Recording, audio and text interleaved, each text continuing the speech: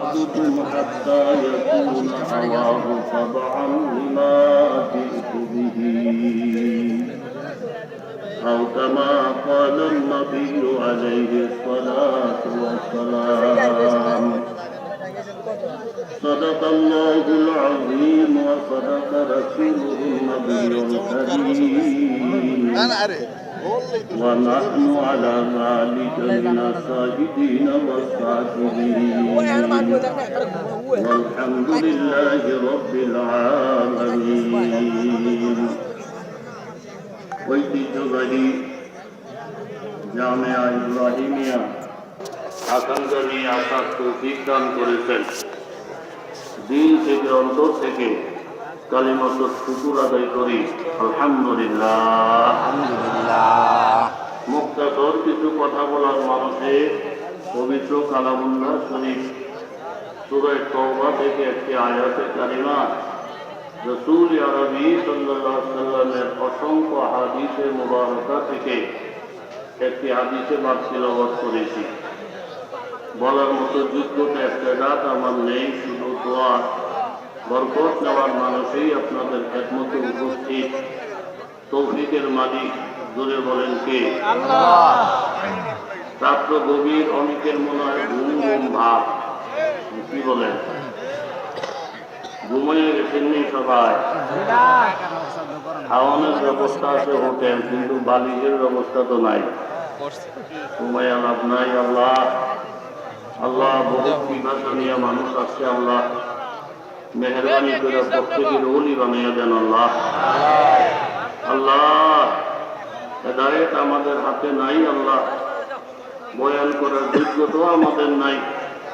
এই স্টেজ থেকে যে আওয়াজ দিয়েছে, আওয়াজ যারা শুনতো এখান থেকে সব অলি হইয়া বাড়িতে যেত। আল্লাহ সেই মাকামের বুজুর্গ গুলা নাই গো আল্লাহ, কিন্তু ময়দান আছে, মাঠ আছে, মানুষের পিপাসা আছে, কিন্তু সেই পিপাসার খোরাক দেওয়ার মতো যোগ্যতা আমার মধ্যে নাই। আল্লাহ আমার মধ্যে নাই, কিন্তু আপনার রহমতও ঠিক আছে, বরকতও ঠিক আছে, আপনার গাফফারিও সাত্তারিও সব ঠিক আছে। এমন এমন মানুষও আসছে 2 ঘন্টা 3 ঘন্টা রাস্তায় যানজট, সেগুলো অতিক্রম করে আসছে উজানির দরবারে। আল্লাহ প্রত্যেকটা মানুষের আপনি মাফ করে দেন গো আল্লাহ। প্রত্যেকটা মানুষের আপনি হেদায়েতের দৌলত দিয়া এখান থেকে ভরপুর কামিয়াব করে বাড়িতে যাওয়ার ব্যবস্থা করে দেন আল্লাহ। যে আয়াতে কারিমা তিলাওয়াত করেছি ভুলে যাই কিনা, মুফতি মিজান সাহেব মুর্তজুল্লাহুল আলী অনেক দামি কথা বলছেন। উজানি মাদ্রাসার বয়ান অনেকের জন্য বিরাট একটা দলিল হিসাবে কাজ করে, জোরে বলেন ঠিক কিনা? এই আলে হাদিসের ফিতনা বর্তমানে খুব বাইরে গেছে। বহু লোক পোষানি দিয়া শ্বশুরবাড়ির থেকে টাকা লইয়া বিদেশ যায় চাকরি করার লেগা, 4 বছর 5 বছর থেকে 2 বেড়া চাকরি করতে গেছে, চাকরি এনে করবি। সৌদি আরবের থেকে একটা মুফতি সাহেব হইয়া বাড়ি যাই আই প্রথম ধরে ইমাম করে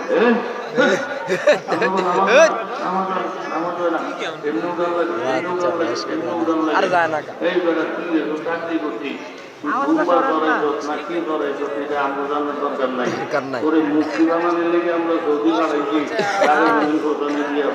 টাকা দিয়া চাকরি করতে মুক্তি সব কোনে দিয়েছে। কথা জোরে বলেন ঠিক কিনা? আইসা প্রথম নম্বরের খবরটা হইল হুজুর ওই কি আমরা আগে দেশে থাকতে তারাবির নামাজ 20 রাকাত পড়ছিলাম। হ্যাঁ, এখন তারাবির নামাজ কমছে তো 8 টাকাতে নাই। ও আমার 3-4 বছর ঘুরেন দিয়ে 8 টাকাতের ডবল নিয়েছ। এরপরে আরেকজনের একটু বোঝেন আরো কমছে, এখন 4 টাকা। এরপরে আরেকজন একটু বোঝেন এখন তারাবির নামাজ নাই। ওই এইসব খবরের লেগে আপনারা বানিয়েছি আমরা সৌদি। ঘরের মধ্যে দর্জি হয়েছে 5 জন, যারা একটা গলিকা দিয়েও জামা বানায় না, বাইরের গলিকা দিয়ে জামা বানায়। এখন বউ রাত, মাঝারও বউ রাত, ছোটকুলার বউ রাত, আব্বা 5টা গলিকা করে দিয়ে জামা বানান। আমরা তো কিছু তার করে আমরা তো কাজে লাগান না।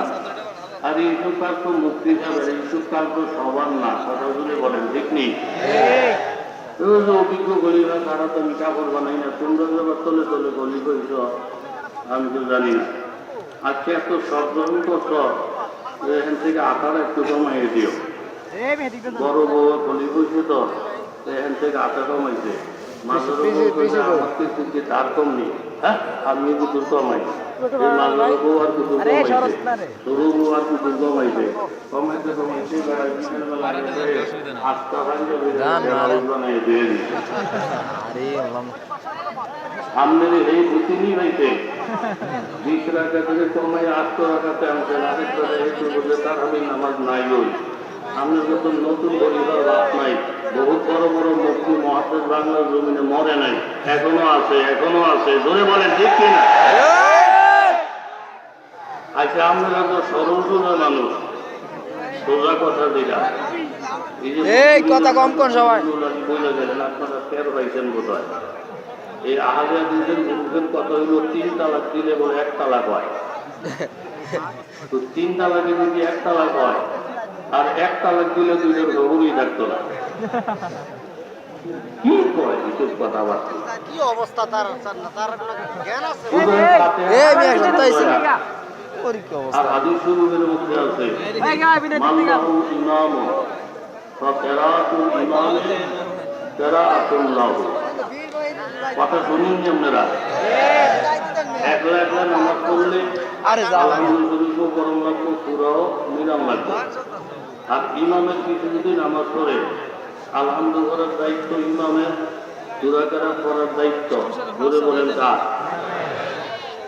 তারা মুসলদের হইতে কয় না, অন্য সুরা না বলে নাই কিন্তু আলহামদুলিল্লাহ লাগবে।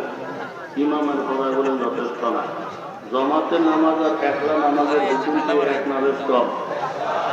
জমাতে নামাজ পড়লে আজান দেয় কয়জনে? কথা কন না কা? একামত দেয় কয়জনে? না জমজম আজান দিব?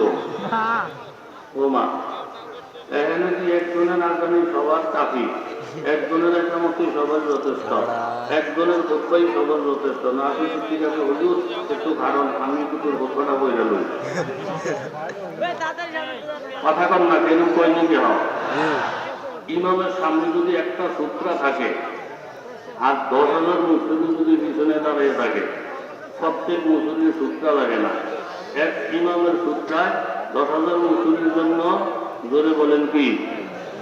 একজনের আজানে সব মুসলিম যথেষ্ট হইল, একজনের একামত সব মুসলিম যথেষ্ট হইল, একজনের খোদবা সব মুসলিম যথেষ্ট হয়ে গেল, এক ইমামের সূত্রা সব মুসলিমের জন্য যথেষ্ট হয়ে গেল। সূরা ফাতিহার মধ্যে কি ব্যারাম হইল এটা ইমামে বললে এর খুশখুশি মজা না, এর বেশিতে না বললে এর খাইতে নিয়ে যায় না। কথা ধরে বলেন ঠিক কিনা? এইসব কথা বলেন না, এগুলো জমাতের নামাজ, ইমামের কেরাত, মুসল্লির কেরাত, মুয়াজ্জিনের আযান, মুসল্লিরও আযান, মুয়াজ্জিনের একামত, মুসল্লিরও একামত। এরকম খতিবের খুতবা প্রত্যেকের জন্য খুতবা। কথা ধরে বলেন ঠিক কিনা? তাইলে মনে করেন এক তালাকে যদি দুনিয়া আপাতত সুরায়ে ফাতিহা সারাদিন নামাজের মধ্যে যে কোরআন শরীফ খতম করে যারা আহলে হাদিস এরা হাদিসের পিছনে খতম করেনি। কথা কন না ও মা, তাইলে 114টা সূরা, এই 114টা সূরা পিছনে মুসলিম হিসেবে শুনলো না করলে বুঝি খতমানিতে কাম্যকেও তো বুঝে পুরা পুরা শরীরটা একসাথে পড়লে শুনলে যদি খতম হয় তোরে পুরো ফাতিহা ইমামে পড়লে তোরে কোন গ্রামে হইছে? এইখানে তোর ফাতিহা পড়া হয় না। কথা জোরে বলেন ঠিক কিনা? ইমাম আজমের ব্যাপারে কথা বলতে চাও, মুখ সামলে কথা বলো। قال رسول الله صلى الله عليه وسلم لم تمس النار من رآني أو رأى من رآني। এটা কোন আলেম ওলামার কথা না বাবা, কোন পীর মাশায়েখের কথাও না বন্ধুরা। স্বয়ং আল্লাহর নবীর ঘোষণা। যেই মোমেন আল্লাহর নবীকে সরাসরি দেখলেন, যেই মোমেন নবীকে দেখছেন এবং সাহাবীদেরকে দেখলেন, আল্লাহর নবীর ঘোষণা। নবীকে দেখছেন যেই মোমেন মুসলমান, সাহাবীদেরকে ঈমানের সাথে দেখলেন যেই মোমেন মুসলমান, আল্লাহর নবী বলেন আমি ঘোষণা দিয়ে গেলাম ওই সাহাবী দেখনেওয়ালা তাবেঈ এমন মুমিন বান্দা কোনদিন জাহান্নামের আগুনে জ্বলবে না। ও মিয়া, ইমাম আজম সম্পর্কে তুমি জানোনি? ইমামে আজম রহমতুল্লাহ আলাইহি, যার জন্মভূমি, যিনি বসবাস করেছেন কুফা নগরীতে। কুফা নগরীটা তৎকালীন বহুত আলেম ওলামা এরকম ভূমি ছিল। ওই কুফা নগরীতে আশারায়ে মুবাশশারা, যেই 10 জন সাহাবী জান্নাতের সুসংবাদ প্রাপ্ত ছিলেন, এমন 3 জন সাহাবী কুফা নগরে বসবাস করতেন। বদরের যুদ্ধের মধ্যে 313 জন সাহাবী অংশগ্রহণ করেছিলেন, যাদের প্রত্যেকের জান্নাতের ঘোষণা স্বয়ং আল্লাহ তাআলা নবীজিকে জানিয়ে দিয়েছেন। 313 জন বদরি সাহাবীর মধ্যে 24 জন সাহাবী কুফা নগরীতে বসবাস করতেন। ইমাম আবু হানিফা রহমতুল্লাহ আলাইহি এমন একজন ব্যক্তিত্ব, যিনি সরাসরি সাহাবীদেরকে দেখেছেন এবং তিনি তাবেঈ। কুফা নগরীতে শুধু ইমাম আজম রহমতুল্লাহ আলাইহি বসবাস করতেন এমন না, কিতাবের পৃষ্ঠা উল্টাইয়া দেখেন বাবা, 83,000 এমন এমন বড় বড় আলেম ছিলেন যারা সরাসরি আল্লাহর নবীকে দেখেছেন। 83,000 তাবেঈনের বসবাস সেই কুফা নগরীতে ছিল। আশরায়ে মুবাশশারা 3 জন সাহাবী সেখানে বসবাস করেছেন, বদরের যুদ্ধে অংশগ্রহণ করেছেন। এমন 24 জন সাহাবী কুফাতে বসবাস করেছেন। 83,000 সাহাবায়ে কেরামের এরকম ভাবে শীর্ষ তাবেঈন, তাদের নজরে ইমামে আজম রহমতুল্লাহ আলাইহির কোন দোষ কোন ত্রুটি ধরা পড়ল না। তুমি সলিমুদ্দিন হইয়া এরকম বাংলা বাজারের থেকে বুখারী শরীফ কিনা তুমি বড় বড় মুফতি হয়ে গেছ। খবরদার, পুরান মুফতিরই সিরিয়াল নাই, তোমার মূল্যায়ন করার টাইমও আমাদের নাই। ধরে বলেন ঠিক কিনা? খবরদার, ইমাম আজম সম্পর্কে মুখ খোলো মিয়া। ইমাম আজম যেই নগরীতে বসবাস করেছেন সেখানে তাবেঈন বসবাস করতেন। কথা জোরে বলেন, কয় হাজার? কথা কন না কা? 83,000। বুখারী শরীফ থেকে কি মামুর বাড়ির কলা? আপনারা ছাত্রকে জিজ্ঞান, আমার কাছে বিশ্বাস না হয় আলেম ওলামাদেরকে জিজ্ঞাসা করেন। 14 বছর লেখাপড়ার বয়স যখন, তখন আমি মেসকাত শরীফ পড়ি হাটাজারি। ওই সময় শুধু হুজুর করে বলতাম, হুজুর আমাদের বুখারী শরীফ দেন, আমি করবো। হুজুর কয় না, বুখারী শরীফ পড়ার বয়স হয় না। তো কয় বছর বছর আগে? হুজুর 14 বছর বলছি। আরো 1 বছর পরে বুখারী। আমার মতন মসজিদ আহমদ বুখারী শরীফটা দইরা পড়ার জন্য এর আগে কয় বছর গরম লাগছে? 14 বছর। কথা কন না কা? 14 বছর লেখাপড়া করার পরে 15 বছরের মাথায় ইসা হাটাজারির আসাতে হয়ে গেলাম। আমার মতন আরো ছাত্র যারা, তাদের হাতে বুখারী শরীফ দিয়েছেন। নাহবুমিরের বছর বুখারী শরীফ দিল না, হেদায়েতুন্নুহুর বছর বুখারী শরীফ দিল না, কাফিয়ার বছর বুখারী শরীফ দিল না। কারণ কি? বুখারী শরীফ পড়ন বুঝন সলিমুদ্দিনের কাম না। এটা পড়ার আগে অন্তত 14 বছর হইলে আসলে এরপরে বুখারী শরীফ খোলন যাইব, পড়ন যাইব। ওই পড়া পড়লে পড়া বুঝে আসবে, আর নাইলে সব উলুটফল হয়ে যাবে। কথা জোরে বলেন, ঠিক কিনা? এই জাকির নায়েক পায়েক এইসবের নাম লিখতেও মনে চায় না। আর আমিরা কি ডাক্তার কবিরা কি ওষুধ কত লই না থাকবো, ফাঁসন লইয়া না বইয়া থাকবো।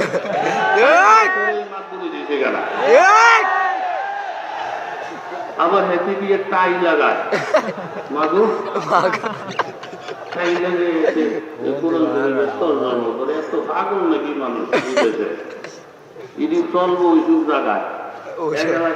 মাগরি করতে গেছি, একের মাথাটা নষ্ট হয়ে গেছে। আশেপাশে বিশ্বাস যদি করেন, বাড়ি ঘর কিচ্ছু নেই, হেন্দে নদী হেন্দে নদী হেন্দে নদী। বলা হয় নিজে কেমন ছবি শুরু যেই বেলাটা দাওয়াত দিয়েছে দেখতে আমার করে মাথা নষ্ট হয়ে গেছে যাইলাম কো পরে যে গেলাম যে আমরা স্কুল মাদ্রাসা আসলে কয় না ওদের এইসব তো নাই পোলাপান পরে কই কই কোনো লেখাপড়া নাই এই জন্ম থেকেই একটু একটু বড় হইলে নৌকার যায় মাছ ধরে বেড়ে খায় পেশাব পায়খানা করে কেমনি খেয়েছি আর কোন গরু ছাগল আছে এদিকে দেখে কেমনি পেশাব করে এমনি করে কেমনি পায়খানা করে এমনি করে শিক্ষা দীক্ষার কোনো বাধাই নেই তা আমি একজন একটু আস্তে আস্তে কানের কাছে গেলাম আচ্ছা আমাদের নবীর নাম কি জানেননি আমার একটা বিশ্বাস নামাজের খরচ জিগেলেও পারতো না হুজুর খরচ জিগেলেও পারতো না এত কঠিন প্রশ্নের দরকার নেই কিন্তু দেখি একটা আইডিয়া করে নবীর নামটা জানি বিশ্বাস করেন আপনারা দাদার কাছে থেকে জিগেলাম যে আমাদের নবীজির নাম কি তো হুজুর আগে তো শুনছিলাম বড় পীর আব্দুল কাদের ছিলেন থেকে জানি তিনি চললে ওইসব জায়গায় চলতে পারে ইন্দ্রনীয় নতুন অন্তত এলাকা যে এলাকার মানুষ বিভিন্ন জায়গায় কৃষিকাজ করার জন্য যাইয়া হাল চাষ করতে যায় গিয়ে ওই এলাকার খোঁজখবর লইয়া এই হাল চাষ করতে গেছে কিন্তু পরবর্তীতে ইমাম হয়ে গেছে এইগুলো হলো এই সমস্ত অঞ্চল কথা জোরে বলেন ঠিক কিনা তাহলে মুক্তাসের কয়টা বললাম এই ডাক্তার কবিরাজ ওই সমস্ত কথা কানে দিয়ে দিবেন না 3 তালাক দিলে 3 তালাকই হয় 3টা থাপ্পড় দিলে 3 থাপ্পড়ই হয় 3 থাপ্পড়ে 1 থাপ্পড় হয় এইসব কথা আমরা আগেও শুনি নাই এখনো শুনি নাই ওই আগের কথার মধ্যে আছি এটার মধ্যে বরকত আর আপনি যে সৌদি আরব দেশে চাকরি করতেন আপনি চাকরি করতেন গেছেন মুক্তি হইতেন যান নাই এই যে হোমনা তোমনা এলাকায় বহুত ইমাম সাহেবরা ফোন করে তো হুজুর চাকরি সূত্রে যাওয়ানোর জোগাড় গেছে চাকরি করতে আমি ভুল ধরে কয় এমনি না তারাবি এমনি না নামাজ এমনি না এইসব ফাইজলামি করেন জায়গা দেন বোখারি শরীফ পড়তে হইলে 15 বছর আগে হয়ে যাইয়েন বাংলা বাজারের থেকে বোখারি শরীফ কিন না আল্লাহ আল্লাহ মাফ করুক বোখারি শরীফের যোগ্যতা সারা পড়লে প্যাস লেগে দেব কথা জরুরি বলেন ঠিক নেই আস্থা কোরআন শরীফের আয়াত وَاعْبُدْ رَبَّكَ حَتَّى يَأْتِيَكَ الْيَقِينُ এই আয়াতের শব্দগত একটা অর্থ আছে বাবা আরেকটা অর্থ আছে সেটা নবীকে জিজ্ঞাসা করে জানতে হবে আবার নবীজি আল্লাহকে জিজ্ঞাসা করে করে কোরআনের অর্থ সাহাবীদেরকে বুঝাইছেন ইয়াকিন মানে বিশ্বাস ইয়াকিন মানে বিশ্বাস এটা স্বাভাবিকভাবে প্রত্যেকেই জানে ইয়াকিন মানে যদি বিশ্বাস হয় তাহলে আয়াতের তরজমা এইভাবে দাঁড়ায় ওয়াবুদ রাব্বাকা হাত্তা ইয়াতিয়াকাল ইয়াকিন তোমরা আল্লাহর ইবাদত ওই পর্যন্ত করো নামাজি বান্দা তুমি নামাজ পড়তে থাকো রোজাদার বান্দা রোজাতে থাকো জিকিরকারী বান্দা তুমি জিকির করতে থাকো ইয়াকিন আসা পর্যন্ত যখন তোমার ইয়াকিন আসিয়া যাবে আর নামাজ পড়া লাগবে না ইয়াকিন যখন আসিয়া যাবে কোরআন তেলাওয়াত লাগবে না এরকম ইয়াকিন যখন এসে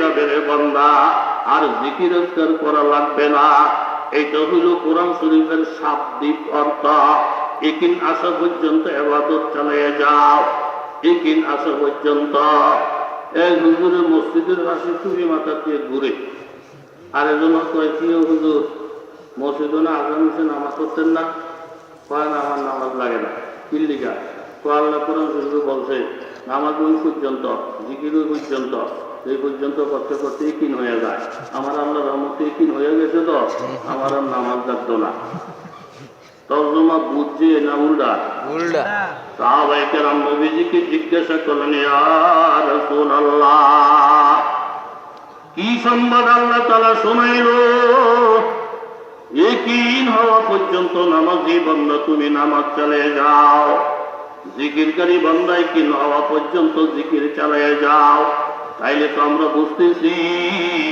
ইয়াকিন হয়ে গেলে বুঝি আমলগুলো আর লাগবে না ইয়া রাসূলুল্লাহ ইয়াকিন শব্দের অর্থ কি নবী বললেন সাহাবীরা খবরদার ডিকশনারি দেখে দেখে তর্জমা করলে ইসলাম ধ্বংস হয়ে যাবে তোমরাও ধ্বংস হয়ে যাইবা এখানে ইয়াকিন অর্থ বিশ্বাস নয় বরং ইয়াকিন অর্থ হইল মত কারণ মরণ এমন একটা জিনিস যেই ধর্মের লোকই হোক না কেন মরণকে ইয়াকিন করে মরণকে ইয়াকিন না করে কোনো উপায় নাই তাহলে কি অর্থ কি হয়ে গেল? এখানে আল্লাহ তাআলা বলে দিলেন, ও নামাজি বান্দা, তুমি নামাজ চালাইয়া যাও মরণ পর্যন্ত। ও জিকিরকারী বান্দা, তুমি জিকির চালাই যাও মরণ পর্যন্ত। ও তেলাওয়াতকারী বান্দা, তেলাওয়াত চালাইয়া যাও মরণ পর্যন্ত।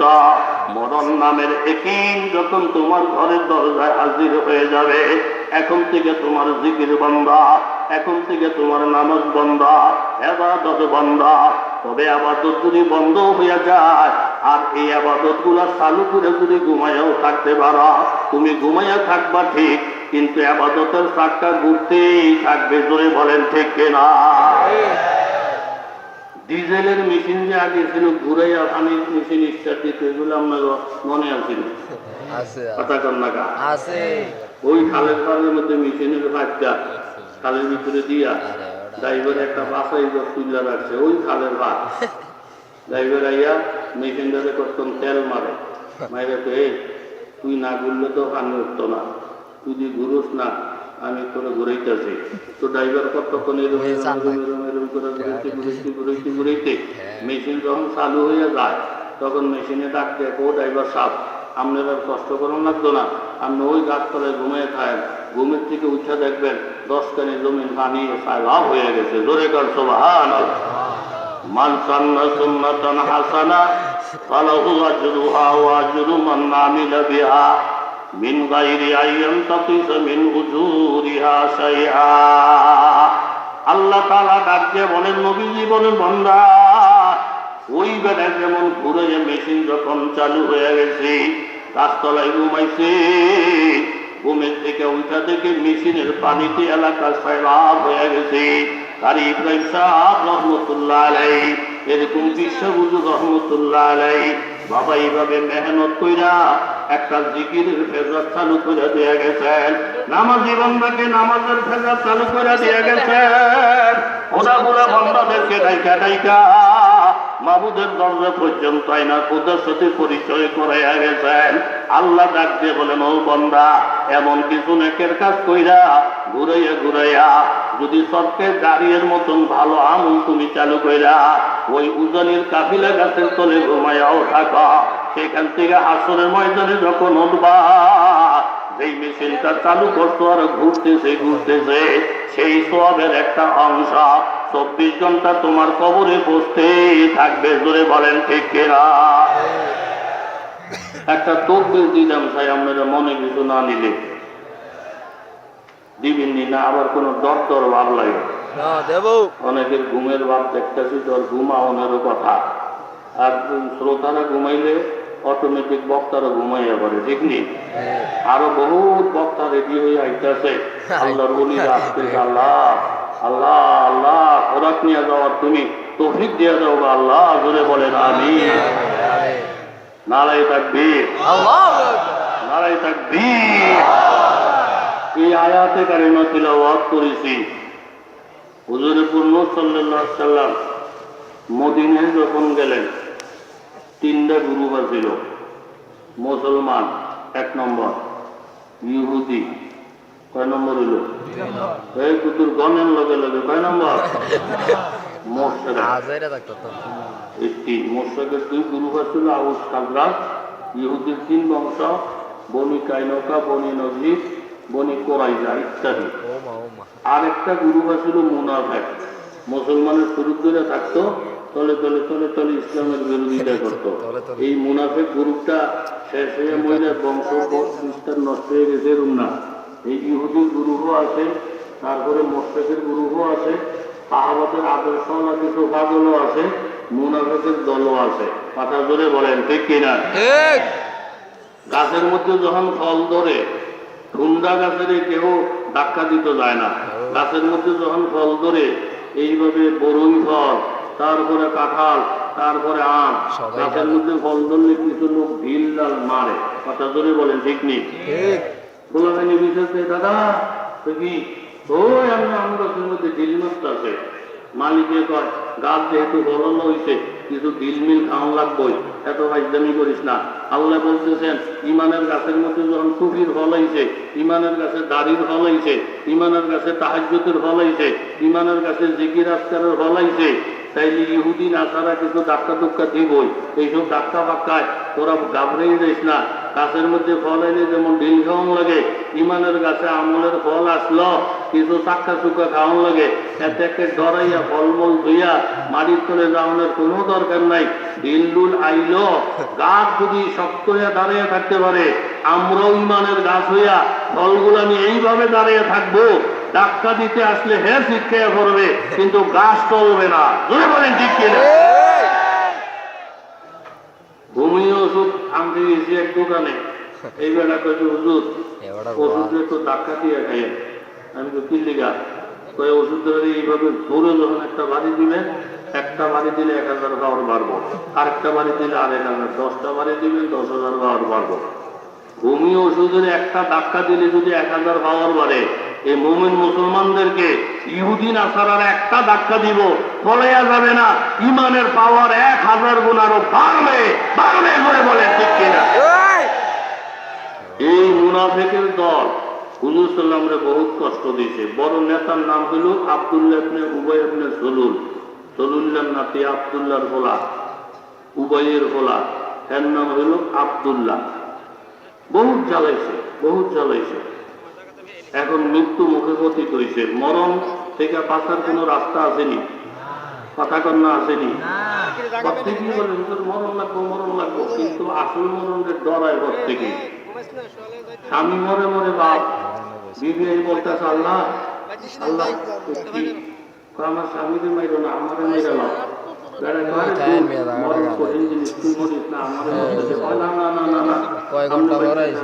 আমি মইরা যাই। মহের জমা রাত্রিবেলা স্বামী এক করে বিবি আরেক করে। স্বামী রহমতুল্লাহ মা আশরাফিয়াতে লিখছে, গরু দুইটা গেছে, পানি নিতে গেছে আরেক বেড়া লাইনটার মধ্যে, পানি নিতে মাথা ঢুকেছে, উঠেছে লাইনটা সহ উঠে গেছে। গরু বসছে, গরু বিপদ। এইভাবে ওরা বাড়ি দিয়ে তলাটা ভাঙছে, কিন্তু সারাটা গলত লেগে গেছে। খুব অসঙ্গের উঠতে আছে, এখানে ডুস মারে, এখানে ডুস মারে, মারতে মারতে এই বেটাকে উঠানো আইছে। আগে যখন দুই একটা ডুস ডাক দিছে, বেরিয়ে তো কিরে এইভাবে ডুস মারি গিয়ে জানালে ঘুরলে দেখে উঠানের মধ্যে আজরাইল ঘুরতে আছে। দেখছি তো বেটে চলতে পারি না। আরে বাপরে বাপ, আজরাইল ভাবে হয়ে গেছে। কইলে কইছে আর কি, আমাদের মাত্র বেরিয়েছে কত কথাই কয়। উঠানো হইয়া বসে থেকে আসতে করছে, সেই আজরাইল রুগী হেই করে না, তুই এই করে রুগী হেই করে না। স্বামীর বলেন বিবি আমার, এই কথা আমি আগেও জানতাম। মরণ এমন জিনিস যা প্রত্যেকেই ভয় পায়। মহব্বত দেখাইলা, কিন্তু আজরাইলে কোন আমার ঘরের দিকে পাঠাইয়া দাও। আমি আগেই জানতাম মরণ এমন একটা জিনিস, কেউ কারো মরণ এইভাবে তাইনা নিতে পারে না। তবে একটা দল জমিনের মধ্যে পয়দা হয়েছিলেন বাবা, যারা ইসলামের জন্য, আল্লাহর নবীর জন্য, দ্বীনের জন্য আরব দেশের মানুষেরা শরাবকে যেমন প্রিয় মনে করতেন, আল্লাহর নবীর পাগলেরা দ্বীনের জন্য, ইসলামের জন্য, নবীর জন্য এইভাবে শাহাদত বরণকে নিজের জন্য প্রিয় মনে করতেন। যুদ্ধের দামামা বেজে উঠল। এক একটা ঘরের থেকে নতুন নতুন যোদ্ধারা তীর তরোয়ার নিয়া নবীর দরবারে যাইতেছে, কিন্তু পাশে এমন একটা ঘর, যেই ঘরের থেকে যুদ্ধে যাওয়ার মতন কেউ নাই। একজন মহিলা শিশু একটা বাচ্চারে কোলে ধারণ কইরা আল্লাহর নবী মসজিদে নববীর দরজায় দাঁড়াইলেন। ও নবীর সাহাবীরা শোনো, আল্লাহর নবীকে সালাম জানাইয়া বলে একটু কথা শোনার জন্য। আল্লাহর নবী ইজাজত দিলেন, মা কি কথা বলতে চাও তুমি বলো, আমি শুনতে রাজি আছি। মহিলা বলেন, ইয়া রাসূলুল্লাহ, এমন একটা সমাজের মধ্যে আমার ঘর, আজকে যুদ্ধের আওয়াজ শুই না প্রত্যেকটা ঘরের থেকে যোদ্ধারা দৌড়ে আসছি, কিন্তু আমার এমন একটা ঘর, এই ঘরের থেকে যুদ্ধ হিসেবে আসার মতন কেউ নাই। ইতিপূর্বে জেহাদের মধ্যে গিয়া আমার স্বামী শাহাদত বরণ করেছেন। বড় একটা ছেলে ছিল, উনিও আরেক যুদ্ধের মধ্যে শাহাদত বরণ করেছেন। ঘরের মধ্যে এখন পুরুষ বলতে আর কেউ নাই। এই ছোট্ট একটা বাচ্চা আছে আমার, এই বাচ্চাটাকে আল্লাহর নবীর জন্য নিয়ে আসি, এই বাচ্চাটাকে জিহাদের ময়দানে নিয়ে যান। অন্তত আমি মনেরে বুঝাইতে পারবো আশেপাশের ঘর থেকে যেমন নবীর কাছে সারা দিয়া জিহাদের জন্য বাহির হয়েছি, আমার ঘর থেকেও একজন বাহির হয়েছে। নবী বললেন, মাগো শোনা, তোমার কথাটা শুনে আমার কলিজা ঠান্ডা হয়ে গেছে, কিন্তু এই শিশু বাচ্চা জিহাদের ময়দানে গেলে কি লাভ হবে? নিজেও আক্রমণ করতে পারবে না, ফিরিতেও পারবে না। শিশু বাচ্চা, ছোট বাচ্চা। মহিলা ডাইকা বলেন, ইয়া রাসূলুল্লাহ, আমি তো জানি জিহাদের ময়দানে যুদ্ধ করা এবং ফেরানো দুটোটার একটার বয়স আমার ছেলের হয় না, তারপর আমি আমার বাচ্চাটা নিয়ে আসলাম। নবী আমার বাচ্চাটাকে কোলে করে সঙ্গে করে নিয়ে যান। আপনি যেখানে দাঁড়াইয়া যুদ্ধ করবেন, আপনার পাশে আমার বাচ্চাটাকে বসে রাখবেন। কোন শত্রু যদি আপনার চেহারা বরাবর তীর মারার জন্য তীর ছাড়ে, এই তীরটা আপনার চেহারা মুবারকে পড়লে মুবারক রক্তে জমিন লাল হয়ে যাবে। কলিজা বরাবর যদি তীর মারে, এই তীরের আঘাত যদি আল্লাহ নবীর কলিজায় লাগে, নবীজির কলিজাটা ঝাঁঝরা ঝাঁঝরা হয়ে যাবে। ইয়া রাসূলুল্লাহ, আমার বাচ্চাটাকে আপনার পাশেই বসে রাখবেন। কেউ যদি আপনার উপরে তীর বল্লমের আঘাত করতে চায়, আমার ছেলেটাকে ঢাল বানাইয়া আল্লাহ নবীর সামনে ধরবেন। তীর বল্লমের আঘাত খাইয়া খাইয়া আমার ছেলেটা ঝাঁঝরা হইয়া যাবে, আঘাতগুলো আমার ছেলে শরীরের মধ্যে লাগবে, আল্লাহ নবী অক্ষত থাকবেন। ইয়া রাসূলুল্লাহ, আমার একটা কলিজার টুকরা সন্তানের বিনিময়ে আল্লাহ নবীকে যদি অক্ষত হেফাজত দেখতে পাই, আমার সন্তান পালাটা জীবনের জন্য লাভ হবে, আমার জীবন যাপনটা সার্থক হইয়া যাবে। এই ছিলেন বাবা সাহাবায়ে কেরামের জীবন, যারা ঈমানের জন্য, ইসলামের জন্য জীবন দেওয়াকে জীবনের জন্য গনিমত মনে করতেন, জীবনের জন্য তারা ধন্য মনে করতেন। তো আব্দুল্লাহ ইবনে উবাই, মুনাফিকদের বড় সর্দার, বড় নেতা, মৃত্যুবরণ করার পরে ওনার ছেলে ছিলেন সাহাবী, সাহাবীর নামও ছিল আব্দুল্লাহ। আল্লাহ নবীর দরবারে এসে বলেন, ইয়া রাসূলুল্লাহ, আমি তো জানি আমার আব্বার কাজকর্মের উপরে নবীজি বড় অসন্তুষ্ট, আল্লাহ তাআলাও বড় অসন্তুষ্ট। নবীজির জীবনে বহু জ্বালাইছেন, নবীরে বহুত কষ্ট দিয়েছেন, তারপরেও তো নবী শত হইল তো আমার বাবা। আমি নবীর কাছে দরখাস্ত করতেছি, আল্লাহ নবী যদি আমার আব্বার জানাজাটার ইমামতি করেন, হয়তোবা নবীজির ইমামতির উসিলায় আমার আব্বাকে আল্লাহ তাআলা মাফ করে দেবেন। এটা আমার জীবনের জন্য নবীর কাছে চাওয়া, নবীর কাছে দরকার। আল্লাহ নবী কথাটা শোনার সাথে সাথে ওই সাহাবীকে ডাক দিয়ে বলেন, বাবা আব্দুল্লাহ, তুমি যেহেতু একজন সাহাবী, যদিও তোমার বাবা ছিল মুনাফিক, তুমি মানুষের জানাইয়া দাও, আমার সাহাবীদেরকে জানাইয়া দাও, তোমার আব্বার জানাজার ইমাম আমি মুহাম্মদুর রাসূলুল্লাহ নিজে আদায় করিয়া দেব। এই খবরটা মুহূর্তের মধ্যে চতুর্দিকে ছড়িয়ে গেছে।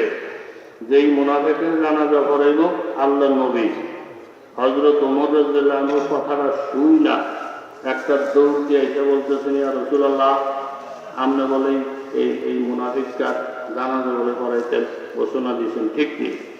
নবীজি বলেন, হ্যাঁ দিদি, তো আপনি কি দিকে জানাজার কথা বলছেন? আপনার ওখানে কোরআন শরীফের আয়াত নাযিল হয়েছে, ইস্তাগফির লাহুম আম লা তাস্তাগফির লাহুম ইন তাস্তাগফির লাহুম ৭০ মাররাতান ফালা ইয়াগফিরাল্লাহু লাহুম। হে আল্লাহর রাসূল, এই মুনাফিকরা জীবনভর আপনাকে জ্বালাইল, ইসলামের ক্ষতি করল, তাদের জন্য আপনি ইস্তেগফার করেন আর না করেন ৭০ বারও যদি করেন, তারপরও আল্লাহ তাদেরকে মাফ করবেন না। কেন আপনি জানাজা পড়ানোর ঘোষণা দিলেন? নবীজি বললেন, ওমর শোনো, এই আয়াতের মধ্যে জানাজার নিষেধাজ্ঞা জারি হয় নাই, বরং বলা হয়েছে ৭০ বার মাফ চাইলেও মাফ করবে না। কিন্তু আমি নবীজি নিয়ত করেছি ৭০ বারের বেশি হইল আমি মাফ চাবো। ৭০-এর বেশি যদি মাফ চাই, তাই হয়তোবা আল্লাহ তাআলা মাফ করে দিতে পারেন, এই আশা নিয়ে আমি জানাজা করার নিয়ত করেছি। হযরত ওমর রাদিয়াল্লাহু আনহু এমন সাহাবী যার খেয়াল খুশিতে আল্লাহ তাআলা বহু জায়গার মধ্যে কোরআন শরীফের আয়াত নাযিল করছে। কথা জোরে বলেন, ঠিক নেই? ওমর রাদিয়াল্লাহু আনহু খেলাফতের জমানায় এরকম উবাই ইবনে কাব রাদিয়াল্লাহু আনহুকে ইমাম বানাইয়া হযরত ওমর রাদিয়াল্লাহু আনহু তারাবির নামাজে 20 রাকাত পড়ছেন। হযরত আয়েশা রাদিয়াল্লাহু আনহা হুজরা মুবারকের মধ্যে থাইকা 43 বছর পর্যন্ত এই দৃশ্য দেখছেন। মা আয়েশা রাদিয়াল্লাহু আনহু জীবিত থাকা অবস্থায় 43 বছর পর্যন্ত মসজিদে নববীতে তারাবির নামাজ চলছে। জোরে বলেন, কয় রাকাত? 20 টাকা। আরো জোরে বলেন না। 20 টাকা। আয়েশা রাদিয়াল্লাহু আনহার সামনে তারাবি 20 রাকাত হয়, আর তোমার বুঝে আসে না জাকিটা অন্য ভাগ। হযরত ওমর রাদিয়াল্লাহু আনহু বললেন যে হুজুর আমার বুঝাইতেছে না, যদিও জানাজা করছে এনে নিষেধ করে না, তারপরও এই সমস্ত পাগল ছাগলের দিকে দোয়া করার ঠিক না, জানাজা করার ঠিক না। হযরত ওমর রাদিয়াল্লাহু তাআলা আনহুর খেয়াল বহু জায়গার মধ্যে আল্লাহ পাকের মনসা মোতাবেক হয়েছে, আয়াত নাযিল হয়েছে অন্তত 12টা জায়গায়। হযরত আয়েশা রাদিয়াল্লাহু আনহা ইফকের ঘটনা তহমত দিছে সফওয়ান ইবনে মুআত্তাল রাদিয়াল্লাহু আনহু যুদ্ধের ময়দানে থেকে সব মানুষ এসে বলছে, মা আয়েশা রাদিয়াল্লাহু আনহা রয়ে গেছেন ঘুমে।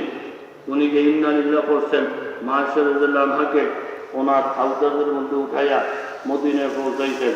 মুনাফিকেরা প্রপাগান্ডা করে দিছে, মরুভূমি, মানুষ নাই, কিচ্ছু নাই, শুধু একজন পুরুষ একজন মহিলা। হযরত আয়েশা রাদিয়াল্লাহু আনহার সাথে ওনার সাথে কোনো খারাপ কাজ নিশ্চয় হয়েছে। জোরে তো নাউযুবিল্লাহ। চতুর্দিকে এই মুনাফিকের বাচ্চারা মা আয়েশা রাদিয়াল্লাহু আনহার অপবাদ এইভাবে ঘরে ঘরে পৌঁছাইয়া দেয়। শুধু একজন পুরুষের মহিলা, নিশ্চয়ই কিছু না কিছু হয়েছে। এই খবর যখন আল্লাহর নবীর কানে পৌঁছলো, বাবা নবীজির সাথে সাথে কোনো সিদ্ধান্ত দিলেন না। তোমরা যারা দাবি করতে চাও আল্লাহর নবী গায়েব জানে, গায়েবের মালিক একমাত্র আল্লাহ। এই খবরটা যখন সাহাবায়ে কেরামের কানে পৌঁছল, এক এক সাহাবায়ে কেরামের মন খারাপ, এক একজন এক এক জায়গায় বসে বসে কাঁদতেছেন। নবীজি বলেন, আয়েশা তুমি তোমার বাবার বাড়িতে চলে যাও, আসমানি ফয়সালা ছাড়া আমি কোনো ফয়সালা দিতে পারবো না। হযরত আয়েশা রাদিয়াল্লাহু আনহা বাবার বাড়িতে চলে গেলেন। খাওয়া দাওয়া সব বন্ধ। হযরত আবু বকর সিদ্দিক রাদিয়াল্লাহু তাআলা আনহু কোনো সিদ্ধান্ত দিতে পারতেছেন না। ওনার মেয়ের ব্যাপারে এইভাবে জিনার অপবাদ সাহাবায়ে কেরামের চেহারা মলিন হয়ে গেছে। বেশ কিছুদিন চলার পরে নবীজি এক একজন সাহাবীকে জিজ্ঞাসা করেন, ও হযরত আলী, আয়েশার ব্যাপারে যে কথাটা সমাজে ছড়িয়ে গেছে তোমার কি খেয়াল? কয় না হুজুর, কোনোদিন হইতে পারে না। মা আয়েশা রাদিয়াল্লাহু আনহা অনেক ভালো পবিত্র। এক এক সাহাবায়ে কেরাম এইভাবে পবিত্রতার কথাই বইলা যাইতেছেন। একদিন আল্লাহ নবী হযরত ওমরকে জিজ্ঞাসা করেন, ও ওমর, আয়েশার ব্যাপারে চতুর্দিকে যে কথাটা ছড়িয়ে গেল এই ব্যাপারে তোমার কি খেয়াল? হযরত ওমর বলেন, ইয়া রাসূলুল্লাহ, আপনার জবান থেকে হাদিস শুনেছি, মা তাজাওয়াজতু শাইআম মিন নিসাই ওয়ালা তাজাওয়াজতু শাইআম মিন বানাতি ইল্লা বিওয়াহিন জাআনি বিহি জিবরাইল আলাইহিস সালাতু ওয়াস সালাম। আপনি না বারবার আমাদেরকে শুনাইলেন আপনার মেয়েদের বিবাহ শাদীর সিদ্ধান্ত আল্লাহ পাক শুনাইছেন, যেই সব বিবিদের সাথে আপনার বিবাহ শাদী হয়েছে ফয়সালা আল্লাহ তাআলা নিজেই করেছেন। হুজুর, এত লম্বা চূড়া কথা আমার দরকার নাই, আমি শুধু এতটুকু জানি আল্লাহর নবী ও পবিত্র। নবীর জন্য যেই বিবিগুলো আল্লাহ তাআলা নির্ধারণ করে দিয়েছেন তারা সকলেই পবিত্র। মাযা ইল্লা বুহতানুন আযীম। হুজুর, যারা এইসব কথা বলতেছে এটা একটা অত্যন্ত জঘন্য অপবাদ, বুহতানুন আযীম। এই শব্দটা বলা বলির কিছুক্ষণ পরে আল্লাহর নবীর চেহারা মুবারকের মধ্যে ওহীর নিশানা দেখা দেয়। আল্লাহর নবীর নিকটে হযরত জিবরাইল আমিন আসলেন। আয়েশা আল্লাহ পাকের সালাম জানিয়ে বলেন, ইয়া রাসূলুল্লাহ, আয়েশা রাদিয়াল্লাহু তাআলা আনহার পবিত্রতার ব্যাপারে যেসব কথাবার্তা মদিনার অলিতে গলিতে ছড়িয়ে গেছে, এখন এই ব্যাপারে হযরত মা আয়েশা রাদিয়াল্লাহু আনহার ব্যাপারে স্বয়ং আল্লাহ পাকের ফয়সালা আপনাকে জানাবে। আয়েশার ব্যাপারে সিদ্ধান্ত আল্লাহ পাক শোনাবে। সূরা নূরের কয়েকটা আয়াত নাযিল হইল। আল্লাহ তাআলা জানিয়ে দিলেন, ফালাউলা ইন সামি'তুমুহু কুলতুম মা ইয়াকুনু লানা আন নাতাকাল্লামা বিহাযা হাযা বুহতানুন আযীম। হে আমার রাসূল, আপনার বিবি এত পবিত্র আয়েশা রাদিয়াল্লাহু তাআলা আনহা, যখন আপনার কানের মধ্যে এই কথাটা আসলো, ওনার ব্যাপারে খারাপ মন্তব্য করা কারোর জন্য উচিত হয় নাই। আমি আল্লাহ হযরতে আয়েশার পবিত্রতার সাক্ষী দিতেছি, যারা ওনার বিরুদ্ধে কথা বলতেছে এটা জঘন্য একটা অপবাদ। হযরতে আয়েশা একান্ত পবিত্র, এই পবিত্রতার সাক্ষী আমি আল্লাহ দিতেছি। জোরে বলেন সুবহানাল্লাহ। आदाए रिसालत ने जो बोहतान लगाया, खालिक ने तुझे उससे बरी करके दिखाया। रुतबा तेरा बहुत बड़ा, शान बड़ी है, आए मादुरे उम्मत मेरा ईमान यही है। हुजरा तेरा आराम घर परवार दिन है, अर्श से बढ़कर तेरी उजरा की जमीन है। ও আয়েশা সিদ্দিকা রাদিয়াল্লাহু তাআলা আনহা, আপনার পবিত্রতার সাক্ষী স্বয়ং আল্লাহ পাক দিয়েছেন। যেই হুজরার মধ্যে আল্লাহর হাবিব সরকারে দো আলম মুহাম্মদুর রাসূলুল্লাহ শায়িত আছেন, সেটা মা আয়েশা রাদিয়াল্লাহু আনহার ঘর। আয়েশা রাদিয়াল্লাহু আনহার ঘর আমার নবীজির বরকতে। ওই ঘরের এক একটা দুলাকণা, এক একটা মাটি কণার দাম আল্লাহ পাকের আরশ আজিমের থেকে অনেক অনেক বেশি। জোরে বলেন ঠিক কিনা? কথা মুক্তাসর। আল্লাহ নবী জানাজা পড়ানোর জন্য রেডি হয়ে গেলেন। হযরত ইউসুফ আলাইহিস সালামের উপরও তোহমত, কিন্তু পবিত্রতার সাক্ষী দিয়েছেন একজন বাচ্চা। হযরত মারিয়াম আলাইহিস সালামের উপরে তোহমত, পবিত্রতার সাক্ষী দিয়েছেন হযরত ঈসা রূহুল্লাহ। কথা জোরে বলেন ঠিক নেই? ইউসুফ আলাইহিস সালামের উপরে আশিকা ছিলেন কে? জুলেখা। ঘুমাইতে আছেন আপনারা? জুলেখা। আত্ম চিল্লে বলেন কে? জুলেখা। ভিতরে ভিতরে নিয়তটা প্রকাশ করে না। খাওয়াইতেছে ভালো, কিনতেছে ভালো, সুযোগ সুবিধা দিতেছে ভালো। যে একদিন উড়াইতে কয়তলার উপরে উড়াইছে? জোরে বলেন 7 তালা। কয়তলা? ওয়াগাল্লাবাতিল আবওয়াব। 7 তালার উপরে উঠাইয়া প্রত্যেকটা তালা বন্ধ করে চাবিগুলো জুলাইকা হাতে নিয়া 7 তালার ভিতরে ঢুকাইয়া এই দিকে সুবজুলাইখার ছবি, ওই দিকে সুবজুলাইখার ছবি, রোমটা বন্ধ কইরা হযরত ইউসুফের কাছে প্রস্তাব দিতেছে, নিয়েছ তুমি কি ভুলে গেছো ওই দিনের কথা? গোলাম হিসাবে বাড়িতে আসছি না, জমিদার হিসাবে তোমাকে বসবাসের ব্যবস্থা আমি জুলাইখা করেছি। ভালো ভালো কাপড় সবার, ভালো ভালো বিছনাদারি সব কিছু আমি তোমার জন্য করেছি। ইউসুফ আলাইহিস সালাম বললেন, ম্যাডাম এগুলো সব আমার মনে আছে। এখন জুলাইখা বললেন, আমার মনের ভিতরে একটা আকাঙ্ক্ষা আছে, একটা আশা আছে। এই আশাটা পূরণ করার জন্য তোমার কাছে প্রস্তাব দিলাম। আশা করি এত উপকার আমি করছি, আমার এই কথাটা তুমি অবমূল্যায়ন করবা না, আমার কথাটাকে ফালাইয়া দিবা না। আশা করি আমার কথাটা বাস্তবায়ন কইরা এতদিন যে তোমার ভিতরে উপকার করলাম, তুমি আমাকে অবশ্যই খুশি করবা। জোরে বলেন ঠিক কিনা? কেউ যদি বলে বাবা এই জন্য মাদ্রাসার মধ্যে ধান দিলাম, চাল দিলাম, শত শত ছাত্রদের জাগির রেখে খাওয়াইলাম, হুজুর্গ পিছনে তো লক্ষ লক্ষ টাকা খরচ করলাম, সালামকি দিলাম, কলা চুল্লা খাওয়াইলাম, বড় বড় কই মাছ খাওয়াইলাম, এত উপকার যখন হুজুর্গ করছি, আমরা যেই কথা বলি, যেই প্রস্তাব করি, আশা করি হুজুর আমাদের কথার অমান্য করবে না। যেহেতু উপকার করছি, আমাদের কথা বাইলত করবে না, এড়াইয়ে যাবে না। এটাই তো দুনিয়ার নিয়ম। জোরে বলেন ঠিক কিনা? ঘুমাইলে কথা বলা যায় না, অনেকে মাথার তলের দিকে নিয়ে রাখছেন। ইউসুফ আলাইহিস সালামের কাছে জুলাইখা যে প্রস্তাবটা দিতেছে, এটা বুঝছেন নি কি প্রস্তাব? কেউ কথা বুঝছেন নি কি প্রস্তাব? হালাল প্রস্তাব না হারাম প্রস্তাব? তো কেউ যদি আমাদেরকে দুধ কলা খাওয়াইয়া, একটা জামা বানিয়ে দিয়া, একটা পাগড়ি হাতিয়ে দিয়া, 10,000 টাকা জেবের মধ্যে দিয়া যদি প্রস্তাব দিয়ে হুজুর উপকার দোকান করছি না, তখন একটা প্রস্তাব তো নিজে কিন্তু ভালো না, তখন আমাদের ভূমিকা ইউসুফ আসসালামের মতোই হইব। ইউসুফ আসসালাম বলেন, ম্যাডাম দেখেন আপনি বহুত উপকার করছেন, আমরা বেঈমান জাতি না, আপনি সব উপকারের কথা মনে আছে, যা বলবেন তাই পালন করতে আমি দাঁড়াই আছি, কিন্তু এখন যে প্রস্তাবটা দিতে চান এটা যদি আমি পালন করতে যাই, মানতে যাই, আমরা আমার একজন মালিক, তবে আমরা হলেন ছোট মালিক, এর উপরে আমার একজন বড় মালিক আছে। ধরে বলেন ঠিক কিনা? এ ছোট মালিক ম্যাডাম, যেই প্রস্তাবটা আমার কাছে এখন পেশ করতেছেন, আমরা বেঈমানের গোষ্ঠী না গো ম্যাডাম, বহুত উপকার করছেন, আমার সব মনে আছে। ও এলাকার বন্ধুরা আমাদেরকে ধান দিয়া, চাল দিয়া, টাকা দিয়া, অর্থ দিয়ে, ইজ্জত সম্মান দিয়া বহুত উপকার করতেছেন, আমাদের মনে আছে।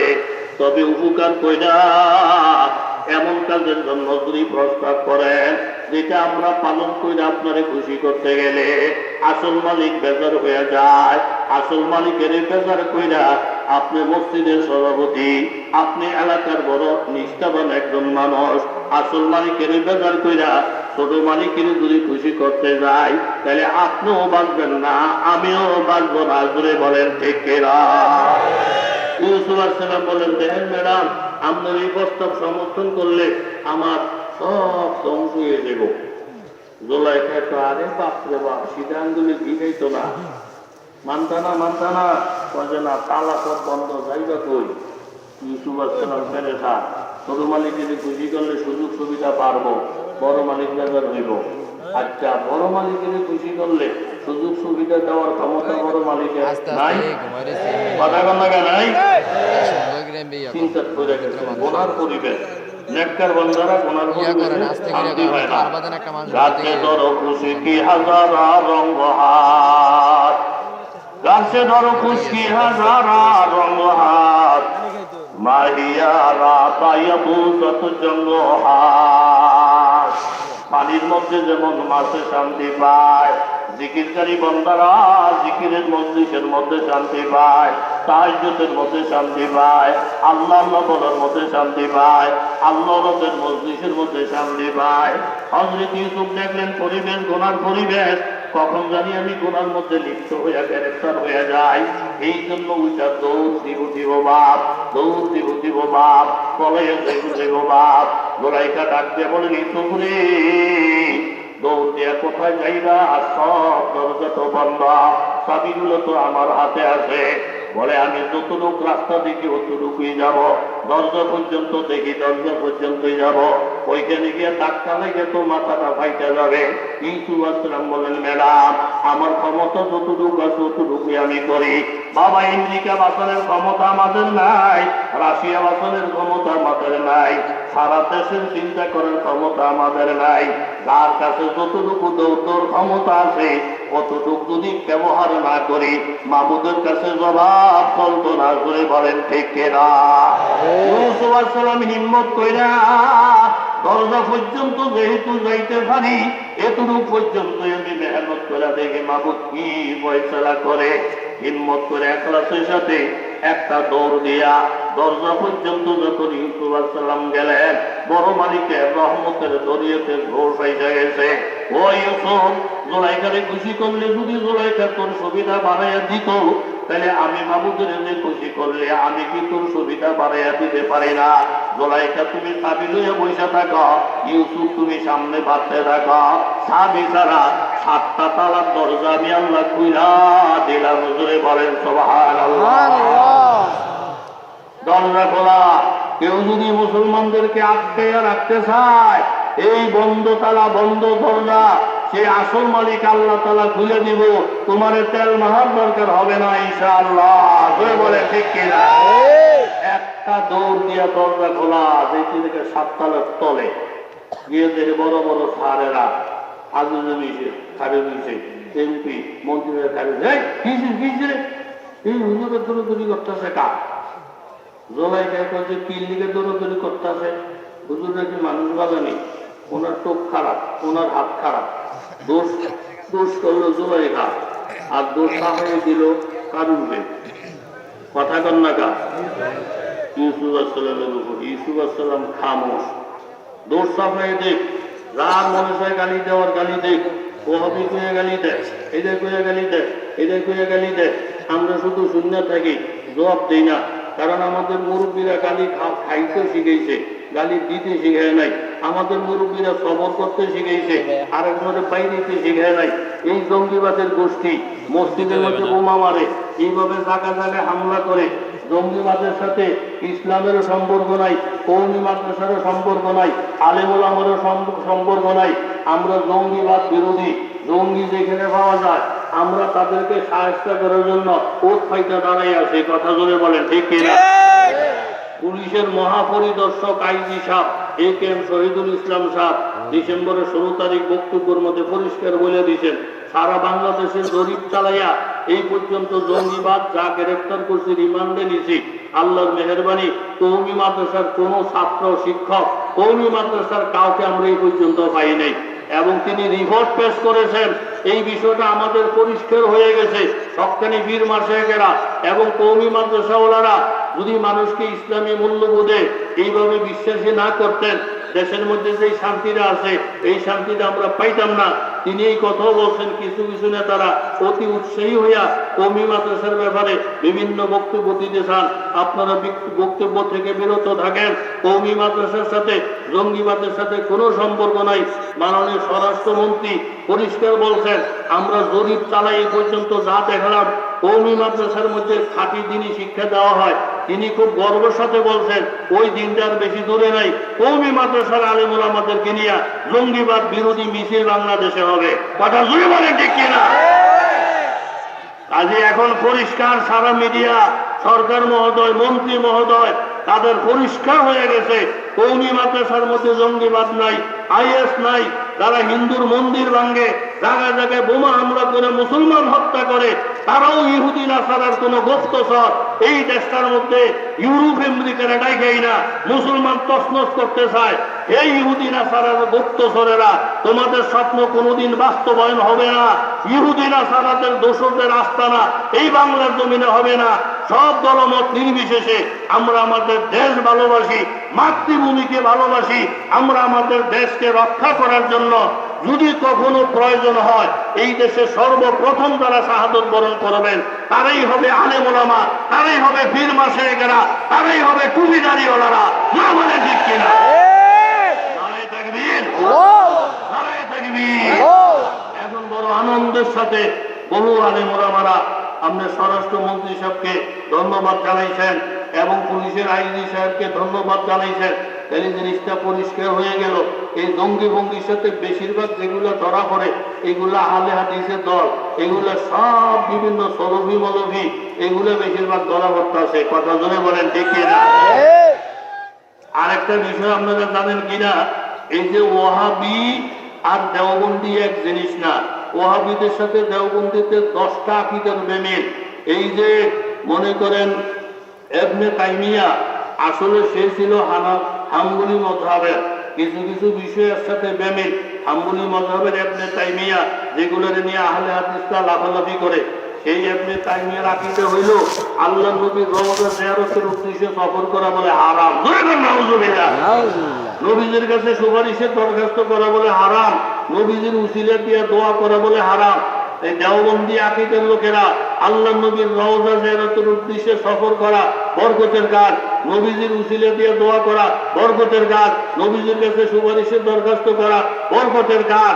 কাজে খারিজি আর দেওবন্দিদেরকে এক পাল্লা দিয়ে মাপা যাবে না। আমরা দেওবন্দি আর তারা হলো খারিজি। কথা জোরে বলেন, ঠিক কিনা? কথা মুক্তাসার।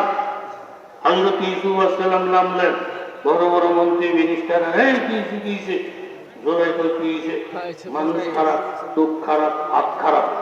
ইউসুফ আলাইহিস সালামকে জিজ্ঞাসা, কি ইউসুফ বলেন যে আমার কোনো কথা নাই, আমি বাচ্চারারে সাক্ষী হিসেবে মানি। সে বাচ্চারা তো কারো দল নাই, মত নাই, কিচ্ছু নাই। এই বাচ্চা যদি আমাদের দোষী বলে আমি দোষী, আর যদি নির্দোষী বলে আমি নির্দোষী। আপনারা কি বলেন? ওই বাচ্চা কি কথা বলতে পারবো যে আমি যদি সত্য হইয়া থাকি, বড় মালিকেরই খুশি করার জন্য ঝুঁকি নিছি, আশা করি বড় মালিকে আমার পেট দিতে হইতে দিব না। জোরে করেন সুবহানাল্লাহ। وشهد شاهد من أهلها إن كان قميصه خذ من قبل فصدقت وهو من الكاذبين وإن كان قميصه قد من دبر فكذبت وهو من الصادقين فلما رأى قميصه قد من دبر قال إنه من كيدكن إن كيدكن عظيم এই শিশু বাচ্চার জবান আল্লাহ তাআলা খুলে দিলেন।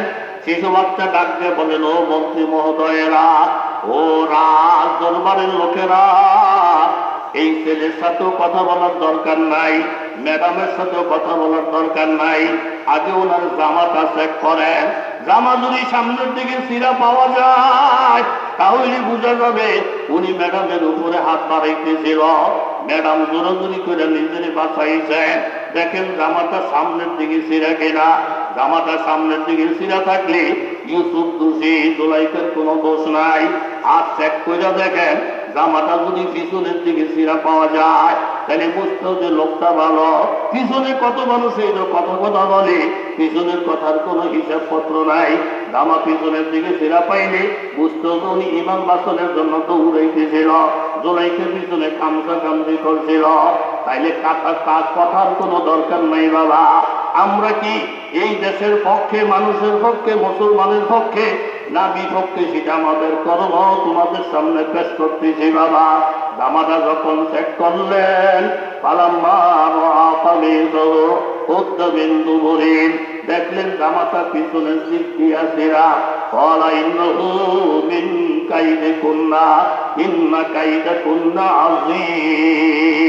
জামা যেহেতু পিছনের দিকে ছিঁড়া দেখা যায়, সব একমত হয়ে গেলেন ইউসুফের কোনো দোষ নাই, আসল দোষ জুলাইখা। আজিজ ডাক দিয়ে বলেন, ইউসুফ আরিজান হাযা ওয়াস্তাগফিরি লিযামবিকি ইন্নাকি কুনতি মিনাল খাতিঈন। ইউসুফ পূজার কোনো অপেক্ষা নাই, আসলে তোমার কোনো দোষ নাই, তুমি একজন পবিত্র মানুষ। ও জুলাইখা, এটা সব তোমার ষড়যন্ত্র, চক্রান্ত। তুমি ইউসুফকে দোষী বানাইতেছিলা, তোমারে খুশি করলে ইউসুফের প্রশংসা করতেছিলা। বড় মালিকের খুশি করতে গিয়া ইউসুফ দোষের বোঝাটা মাথায় নিয়ে যখন দৌড়াইলেন, আল্লাহ তাআলা ইউসুফকে দোষ থেকে মুক্ত কইরা সমাজের মধ্যে পবিত্র বানাইয়া দেখাইয়া দিলেন। আসলে দোষ সাফল হয়েছে ঠিক, ইউসুফের কোনো দোষ নাই। ওই ইহুদি নাসারের দলেরা মুসলমানদের আখলাক চরিত্র তোমরা বুঝতে পারো নাই, আলেম ওলামার কদর তোমরা বুঝতে পারো নাই। পিছনে পিছনে যদি উল্টা পাল্টা বলো বাবা, 3 মাসে তোমরা চিনতে পারো নাই। আসল তদন্ত যদি করো তাইলে দেখা যাবে আমরাই হইলাম নির্দোষ। যারা আমাদেরকে দোষী বানাইতে চায় সমস্ত আগাগোড়া দোষ তাদের। সন্ত্রাস যারা আমাদেরকে বলতে চায়, আসল সন্ত্রাসের গডফাদারই হলো আমেরিকা। জুড়ে বলেন ঠিক কিনা? আল্লাহ তাআলা পবিত্র করে দিলেন। এখন হুজুর সাল্লাল্লাহু আলাইহি সাল্লাম জানাজার ইমামতি করাইতে রাজি হইলেন। কথা মনে আছে নি? চতুর দিকে খানা বসে শুকিয়ে গেছে, এমন ডাঙ্কু জানাজা নবীজি হরাইব। খাজরাজ বংশ থেকে 1000 লোক আছে তামসা দেখার লেগা। আজকে দেখি ঠিকই নবীজি জানাজার ইমাম হয়ে জানাজা শুরু করেছেন। শুধু এই দৃশ্যটা দেখা কবিরের খাজরাজ থেকে 1000 মুশরিক সাথে সাথে কলমা পড়ে মুসলমান হয়ে যায়। প্রতিশোধ নেওয়ার জন্য নবী আগে বাড়লেন না, বরং নবীজি শুধু ক্ষমা কইরা কইরা এত আখলাক দেখে জানাজা পড়াইলেন। জানাজারা শেষ কইরা আল্লাহ নবী যখন কবরের পারে গেলেন দোয়া করার জন্য, ঠিক এই সময়ে এই আয়াতে কারিমা নাযিল হয়ে যায়, ওয়ালা তুসাল্লি আলা আহাদিন মিনহুম মাতা আবাদা ওয়ালা তাকুম আলা কবরিহি ইন্নাহুম কাফারু বিল্লাহি ওয়া রাসূলিহি ওয়া মাতু ওয়া হুম ফাসিকুন। এই আমার বন্ধু, আমি এতক্ষণ পর্যন্ত আপনার আখলাকটা শুধু দেখলাম, আপনার যে কত ধৈর্য, আপনার যে এরকম অন্তর কত নরম, এত জ্বালাইলে এত কষ্ট দিল, তারপরও জানাজার নামাজ আপনি পড়াইয়া আবার কবরের পাশে দাঁড়াইয়া গেলেন।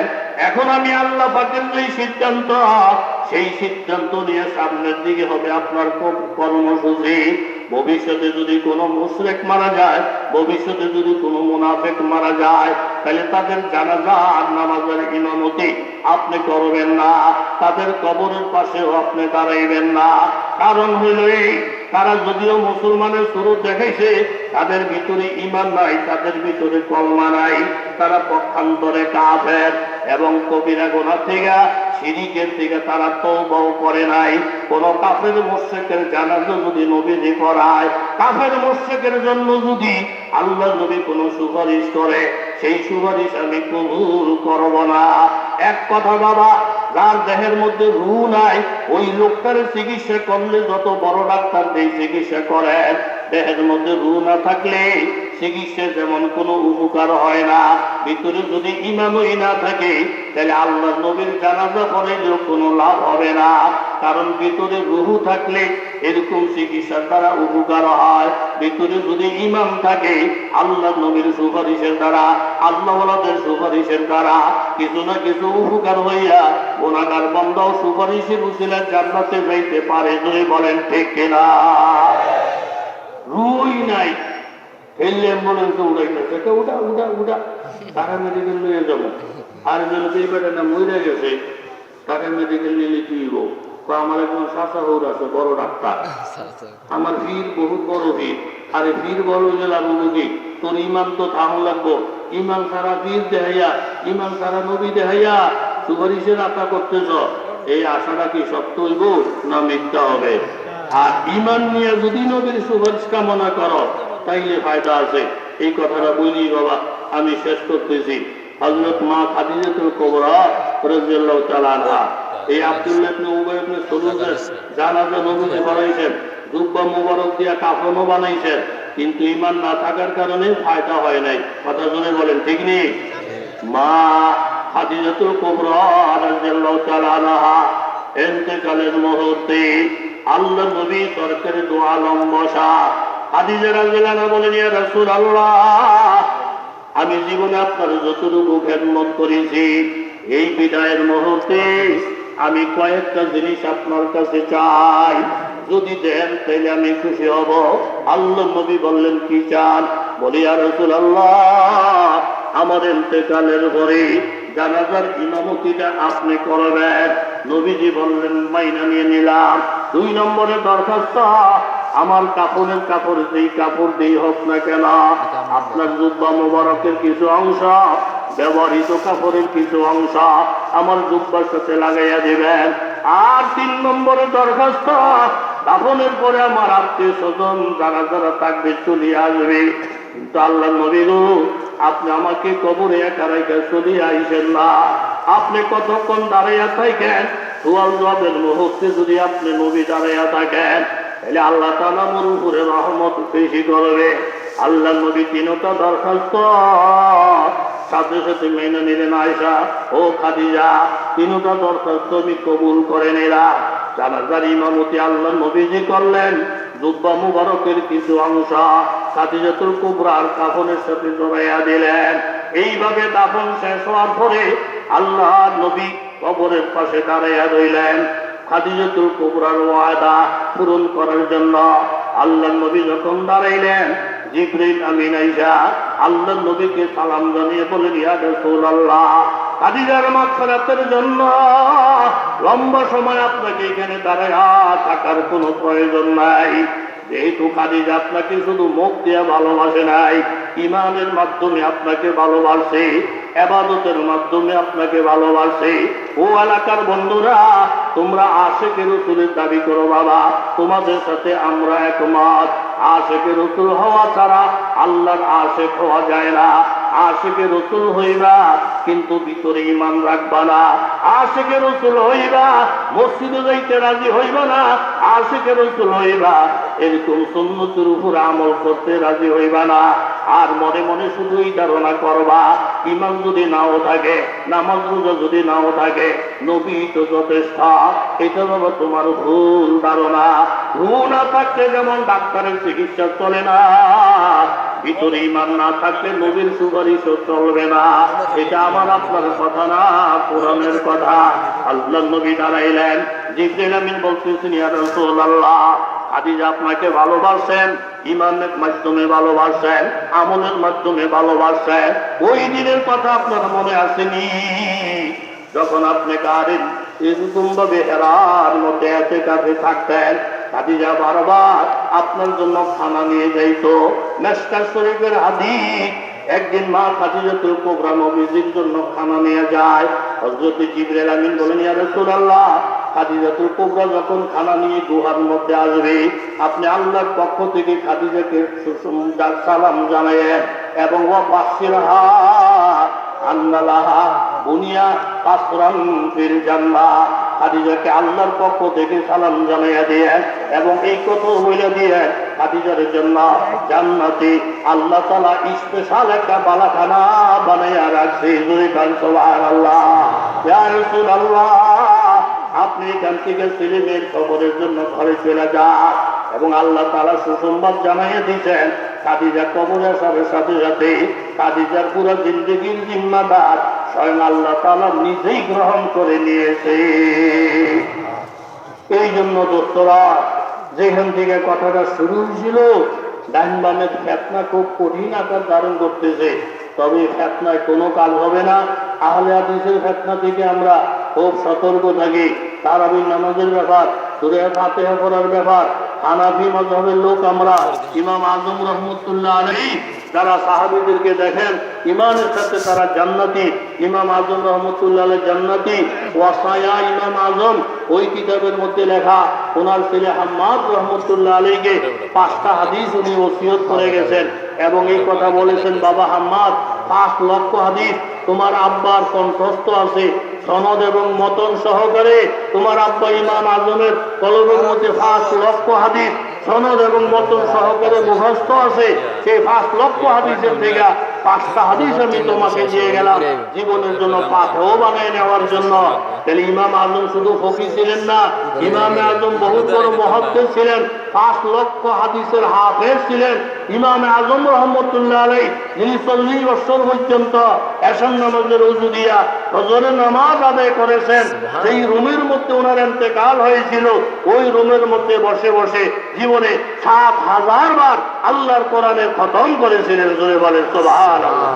ইমাম আজমের ব্যাপারে কথা বলবা, একেবারে গাল চাপা থাবড়াইয়া একদম সোজা করে দিবে এই দেশের হানাফি মাযহাবের সৈনিকেরা।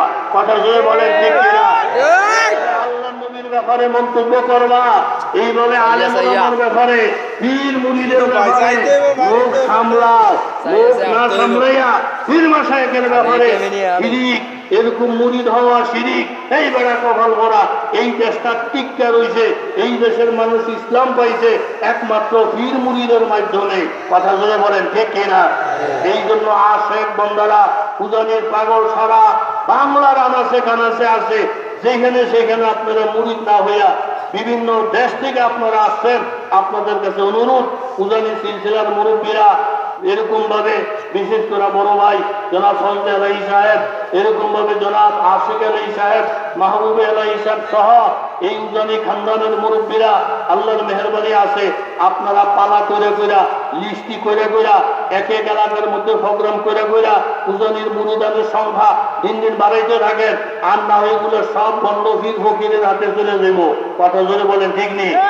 নামাজও নেই, রোজাও নেই, জিকিরও নেই, বর্তও নেই, কিচ্ছু নেই, ওযু নেই, গোসল নেই, দাঁত মাজে না, গোসল করে না, শরীরের মধ্যে ফাটার গন্ধ হয়ে এই নির্বাচনের বাবা বাবা কইয়া আমার দেশের বহু মানুষ লাখ লাখ টাকা দিনের পিছনে খরচ করতেছে।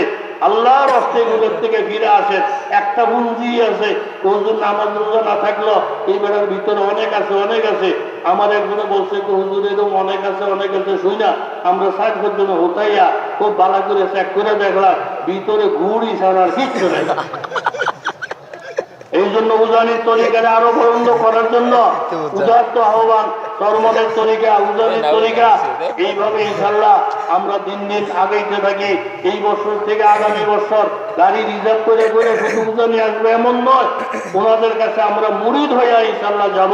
আল্লাহ তাআলা আমাদের সকলকে তৌফিক দেন, কবুল করেন। ধরে বলি আমি এই মজলিসের ছোট বড় ডাইনে বামে যা আছে প্রত্যেকের গুনাহ মাফ কইরা আল্লাহ তাআলা উজানি থেকে এদের দৌলত নিয়া বাড়িতে যাওয়ার তৌফিক এনায়েত করেন আমিন ওয়া আখির দাওয়ানা আলহামদুলিল্লাহি রাব্বিল আলামিন।